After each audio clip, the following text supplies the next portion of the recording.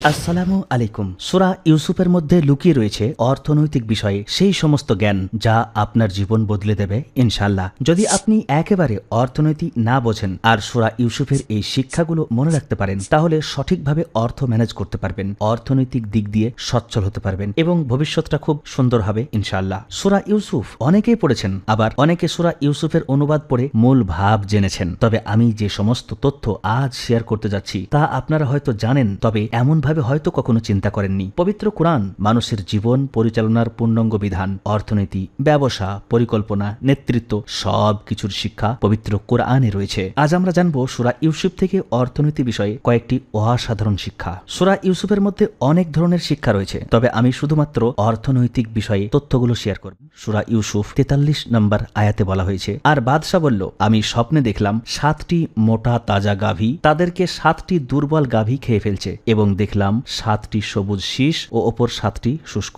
দরবারে উপস্থিত স্বপ্নের ব্যাখ্যাকারীরা কেউ সঠিক ব্যাখ্যা করতে পারেনি। তারা বলল, এটি এলোমেলো অলিক স্বপ্ন, আর আমরা এই রূপ স্বপ্ন ব্যাখ্যায় জ্ঞানী নয়। জেলখানায় বন্দী থাকা দুইজন ব্যক্তি যারা স্বপ্ন দেখেছিল, হযরত ইউসুফ আলাইহিস সালাম সেই স্বপ্নের ব্যাখ্যা দিয়েছিলেন, আর সেই ব্যাখ্যা সত্য হয়েছিল। একজনকে শুলি দেওয়া হয়েছিল, মৃত্যুদণ্ড দেওয়া হয়েছিল, আর একজনকে জেল থেকে মুক্তি দেওয়া হয়েছিল। তিনি যেভাবে ব্যাখ্যা করেছেন সেইভাবেই হয়েছিল। জেল থেকে মুক্তি পেয়ে সেই ব্যক্তি এই কথাগুলো বাদশাকে বলবো বলেছিল, কিন্তু সেখানে গিয়ে ভুলে গেছিল। তবে যখন বাদশাহ স্বপ্নের ব্যাখ্যা চাইছেন আর কেউ দিতে পারছে না, তখন হঠাৎ তার মনে পড়ল সেই কথা যা বাদশাকে বলার ছিল কিন্তু বলা হয়নি। প্রিয় দর্শক, মূল ঘটনাটা বিস্তারিত বলার উদ্দেশ্য নয়, আমি মূল পয়েন্টগুলো তুলে ধরছি, তারপরে মূল শিক্ষাগুলো আপনাদের সামনে তুলে ধরবো, তাহলে কানেক্ট করতে পারবেন। আর সরাসরি শিক্ষার কথাগুলো তুলে ধরলে হয়তো অনেকে কানেক্ট করতে পারবেন না, সেই জন্য এই মূল কথাগুলো বলতে হচ্ছে। প্রিয় দর্শক মণ্ডলী, অনুমতি নিয়ে সেই ব্যক্তি ইউসুফ আলাইহিস সালামের কাছে জেলখানায় গিয়ে সাক্ষাৎ করলো। পবিত্র কোরআনে এসেছে 46 নম্বর আয়াত সূরা ইউসুফের। সে গিয়ে বলল, হে ইউসুফ, হে সত্যবাদী, আপনি আমাদের ব্যাখ্যা দিন 7টি মোটা তাজা গাভী সম্বন্ধে, যাদের খাচ্ছে 7টি ক্ষীণকায় গাভী, এবং 7টি সবুজ শীষ ও অপর 7টি শুষ্ক শীষ সম্পর্কে, যাতে আমি লোকদের কাছে ফিরে যেতে পারি, যেন তারা জানতে পারে। এরপর কয়েকটি আয়াতের মূল ভাব তুলে ধরছি খুব সহজভাবে। হযরত ইউসুফ আলাইহিস সালাম স্বপ্নের ব্যাখ্যা দেন।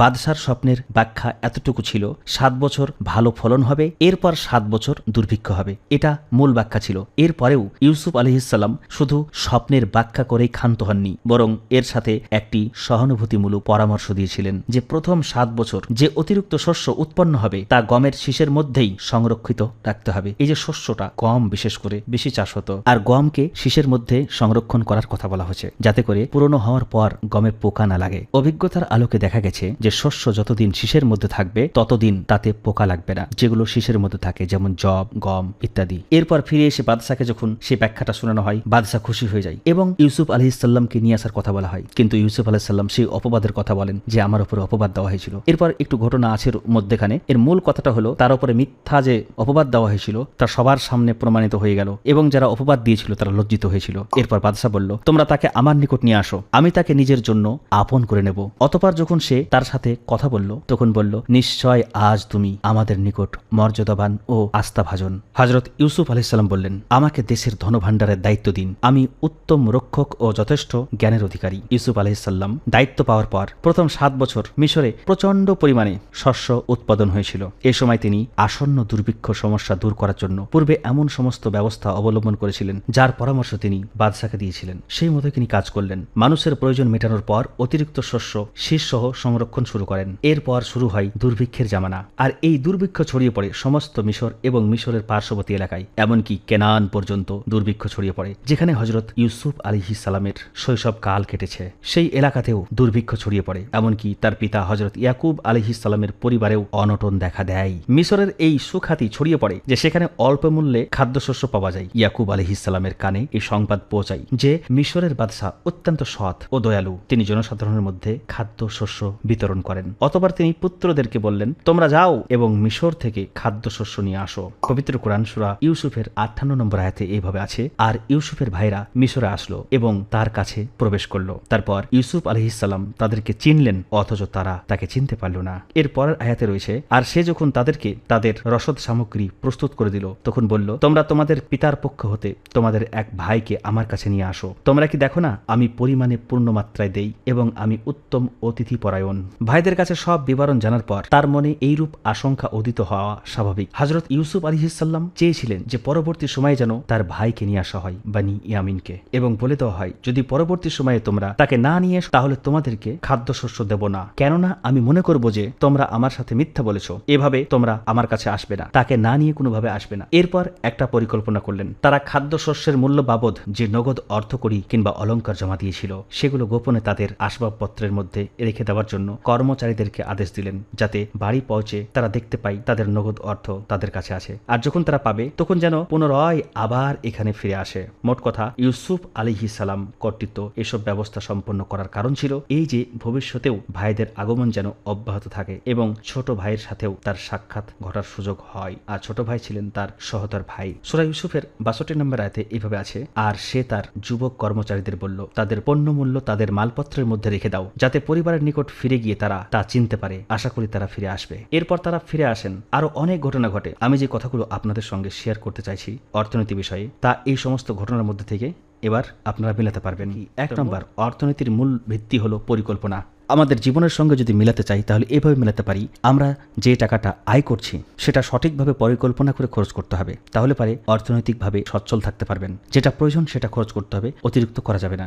অর্থনীতির মূল ভিত্তি হলো পরিকল্পনা। সঠিক পরিকল্পনা না থাকলে যতই আয় করেন সেটা আপনি রাখতে পারবেন না, আর পরিকল্পনা ঠিক থাকলে অল্প আয়েও আপনি ভালো কিছু করতে পারবেন। 2 নম্বর, যখন আয় বেশি হবে তখন সব খরচ করা যাবে না, ভবিষ্যতের জন্য সঞ্চয় করতে হবে। 7 বছর যে প্রচুর পরিমাণে ফসল হয়েছিল আর পরবর্তী 7 বছর দুর্ভিক্ষ হয়েছিল, তো এই 7 বছরে সঞ্চয় করা হয়েছিল যাতে করে পরবর্তী 7 বছরের মোকাবেলা করা যায়। এখন তিনি নবী, স্বপ্নের ব্যাখ্যা তিনি দিয়েছিলেন এবং নবীকে আল্লাহ জানিয়ে দিয়েছিলেন। তিনি আগে থেকে সাবধানতা অবলম্বন করেছেন, কিন্তু আমাদের জীবনে কখন কোন বিপদ চলে আসে সেটা তো আমরা জানি না। সেজন্য যখন আমরা ভালো একটা আয় করছি, আমাদের ভালো অবস্থাতে আমরা একটা পার্সেন্টেজ সঞ্চয় করে রাখবো, যাতে ভবিষ্যতে অনেক কাজে লাগে। মেয়ের বিয়ের ক্ষেত্রে, ছেলে মেয়ের পড়াশোনার ক্ষেত্রে হতে পারে, বা বিভিন্ন অসুখ বিসুখের ক্ষেত্রে হতে পারে। যখন আমার আয় থাকবে না, যখন আমার কামাই থাকবে না, তখন যেন এইগুলো কাজে লাগাতে পারি। সেই জন্য কিছু অ্যাসেট তৈরি করা প্রয়োজন। কোনো একটা জায়গায় জমি কিনে রাখলেন, অল্প কিছু সোনা কিনে রাখলেন, অল্প কিছু চাঁদি কিনে রাখলেন, কিছু বিনিয়োগ করে রাখলেন বিভিন্ন জায়গায়। এইভাবে সুন্দরভাবে ভবিষ্যতের জন্য সঞ্চয় করতে হবে। 3 নম্বর শিক্ষা, সঞ্চয় না থাকলে সংকটে মানুষ অসহায় হয়ে পড়ে। আচ্ছা ভাবুন, আপনি ভালো সময়ে সব খরচ করলেন, যেটা প্রয়োজন নাই সেটাও কিনলেন। একটা মোবাইল ভালো চলছে তবুও চেঞ্জ করছেন, এই যে অপচয় খরচ করে ফেলছেন। কিন্তু যখন সংকট আসবে তখন কিন্তু অসহায় হয়ে পড়বেন।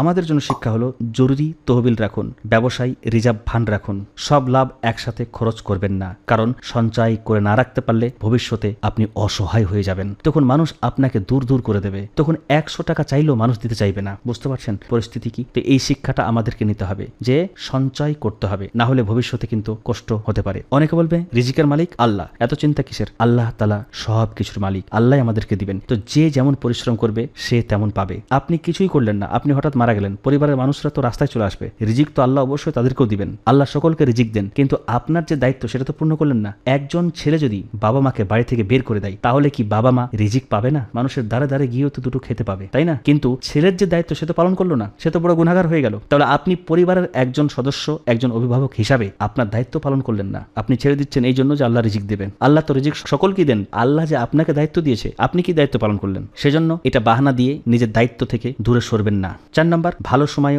অপচয় নয়। অনেকে আয় বাড়লেই অপচয় করতে শুরু করে। অপচয় মানে ফজুল খরচ, এটা করা যাবে না। এই সময়টা হয়তো আর পাওয়া যাবে না, সেই জন্য ভালো সময় অপচয় না করে সেটা সঞ্চয় করতে হবে। এই সঞ্চয়ের বিষয়টা কিন্তু গুরুত্বের সঙ্গে এসেছে, একটু মনে রাখতে হবে। ইউসুফ আলাইহিস সালাম শিখিয়েছেন ভালো সময়ে ভবিষ্যতের নিরাপত্তা কিভাবে করতে হয়। 5 নম্বর, দক্ষ মানুষকে দায়িত্ব দিতে হবে। যদি আপনার কোনো কাজের মানুষের প্রয়োজন হয় বা কোনো সহকারীর প্রয়োজন হয়, তাহলে দক্ষ মানুষদের নিতে হবে। মূর্খ মানুষদের দিয়ে আপনি তেমন কাজ পাবেন না। যে যেমন মানুষ তাকে তেমন দায়িত্ব দিতে হবে। আর যদি সমাজে এইরকম মানুষ না পান, আপনি যদি কোনো দায়িত্ব নিতে চান, তাহলে দায়িত্ব চেয়ে নেওয়া যাবে যদি মনে হয় এই কাজ অন্য কেউ ভালো পারবে না। হযরত ইউসুফ আলাইহিস সালাম দায়িত্ব চেয়ে নিয়েছিলেন, আমাকে দেশের ভান্ডারের দায়িত্ব দিন, আমি সংরক্ষণে দক্ষ এবং জ্ঞান সম্পন্ন। এখানে অহংকার ছিল না, বরং নিজের যোগ্যতার পরিচয় ছিল। তাই ব্যবসা বা যে কোনো প্রতিষ্ঠানে শুধু আত্মীয় দেখে নয়, যোগ্য ব্যক্তিকে দায়িত্ব দিন। আর আপনি দায়িত্ব নিতে চাইলে নিজে দায়িত্ব নিন। 6 নম্বর, খাদ্য নিরাপত্তা একটা জাতির শক্তি।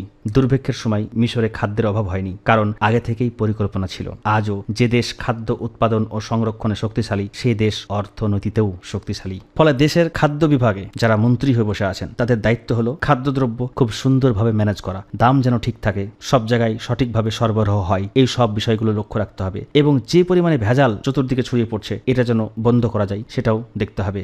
7 নম্বর, সংকটেও সততা বজায় রাখতে হবে। ইউসুফ আলাইহিসসালাম দুর্ভিক্ষের সময় মানুষের অভাবকে পুঁজি করে প্রতারণা করেননি। তিনি ন্যায় বিচারের সঙ্গে খাদ্য বিতরণ করেছেন। হঠাৎ করে দাম বাড়িয়ে দিয়েছেন, মানুষ আর পায়নি, এইরকম কিন্তু নয়। তিনি খুব সুন্দরভাবে ম্যানেজ করেছেন যাতে করে সকলে উপকৃত হতে পারে। কিন্তু আমরা কি দেখি, যখন কোনো জিনিসের অভাব দেখা দেয় আর সেই জিনিস যদি কোনো মানুষের কাছে বেশি থাকে তাহলে অনেক বেশি দাম বাড়িয়ে দেয় বা গোডাউন জাত করে বেশি দামে বিক্রি করে, যেটাকে কালোবাজারি বলি। এটা কিন্তু করা যাবে না। সর্বদাই সততা বজায় রাখতে হবে। প্রত্যেকটা ব্যবসায়ীর জন্য শিক্ষা হলো, কৃত্রিম সংকট সৃষ্টি করবেন না, অতিরিক্ত দাম বাড়াবেন না, মানুষের বিপদকে ব্যবসার সুযোগ বানাবেন না। ভালো সময়ে হোক বা বিপদের সময় হোক মানুষের সঙ্গে সুন্দর ব্যবহার রাখবেন। এই মানুষগুলো চিরজীবন গ্রাহক হয়ে থাকবে, আপনাকে ভালোবাসবে। 8 নম্বর, অর্থনীতি শুধু টাকা নয়, আমানত। রাষ্ট্রীয় সম্পদকে ইউসুফ আলাইহিসসালাম নিজের সম্পদ মনে করেননি। তিনি ছিলেন একজন বিশ্বাস্ত আমানতদার। আজ সরকারি কর্মকর্তা, ব্যবসায়ী এবং প্রতিষ্ঠানের পরিচালকদের জন্য এটি বড় শিক্ষা। বিশেষ করে যারা দায়িত্বে রয়েছেন তারা একটু সুযোগ পেলে আমানতের খেয়ানত করে বসে।